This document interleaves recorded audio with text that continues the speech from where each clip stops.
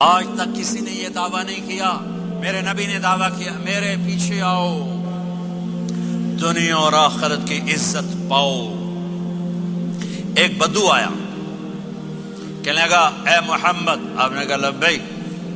اب بدتمیزی کے جواب ہمیشہ محبت سے دیتے تھے۔ آپ نے کہا لبیک۔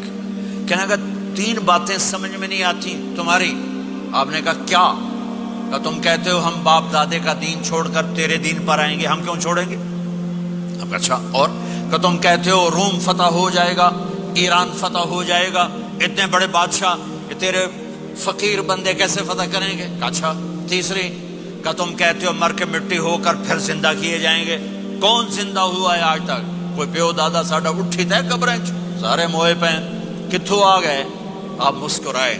آپ نے کہا لعلک تطول بک الحیا، انشاءاللہ تیری زندگی لمبی ہوگی تو دیکھے گا سارا عرب میرا کلمہ پڑھے گا، ایران اور روم بھی ٹوٹ کے آئے گا، اور باقی رہے گی تیسری بات مر کے اٹھنے والی، تو اس دن تیرا ہاتھ پکڑ کے تجھے بتاؤں گا۔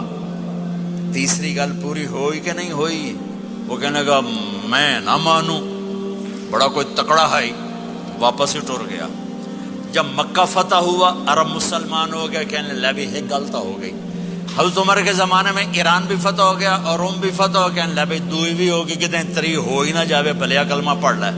تو اس نے کلمہ پڑھا اور ہجرت کر کے مدینے آ گیا اور زندگی مدینے گزاری۔ حضرت عمر جب وہ آتا ان کی مجلس میں، حضرت عمر اس کو فل پروٹوکول دیتے، تو صحابہ حیران ہوتے، ایک بدو کے لیے عمر جیسا بندہ پروٹوکول کیوں دیتا ہے؟ تو ایک دن انہوں نے فرمایا میں تمہیں بتاؤں میں سے کیوں پروٹوکول دیتا ہوں؟ میں اس مجلس میں تھا جس میں یہ آیا تھا، اور اللہ کے نبی نے اسے فرمایا تھا قیامت کے دن تیرا ہاتھ پکڑ کے تجھے یاد دلاؤں گا کہ موت کے بعد زندگی ہے کہ نہیں، اور قیامت کے دن جس کا ہاتھ میرے نبی نے پکڑ لیا جنت میں پہنچانے سے پہلے کبھی نہیں چھوڑیں گے۔ لہٰذا یہ بڑا خصوصی آدمی ہے، اس کو میرے نبی نے پکڑ کے جنت میں پہنچانا ہے۔ میرے بھائی بہنوں، میں یہ کہنے آیا ہوں اپنے ہاتھ چھڑا کر نبی کے ہاتھوں میں دے دو۔ میرے نبی ایک خوبصورت زندگی لے کر آئے جس میں کچھ حصہ عبادات، مختصر عبادات ہیں، نماز 5 وقت ہے، باقی کچھ نہیں، روزہ سال کے بعد ہے، وہ ابھی آ رہا ہے۔ میرے نبی پہ 9 رمضان آئے، 9 میرے نبی پر 9 رمضان آئے۔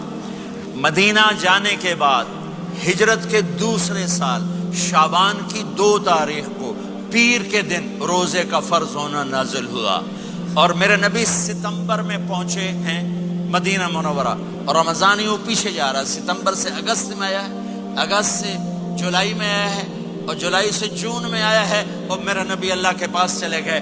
سارا رمضان میرے نبی نے گرمی کا گزارا، 9 رمضان سارے گرمی کے روزے، اور میرے نبی کی سحری ہوتی تھی 2 کھجور اور 1 گلاس پانی پر روزہ رکھتے تھے عام طور پر، کبھی کبھی کھانے کو بھی مل جاتا تھا، لیکن 2-3 کھجوریں اور 1 گلاس پانی، اس پر میرے نبی نے 9 رمضان گزارے، اعتکاف کر کے دکھایا، پورا مہینہ 20 دن 10 دن، پھر ساری زندگی 10 دن کا اعتکاف فرمایا۔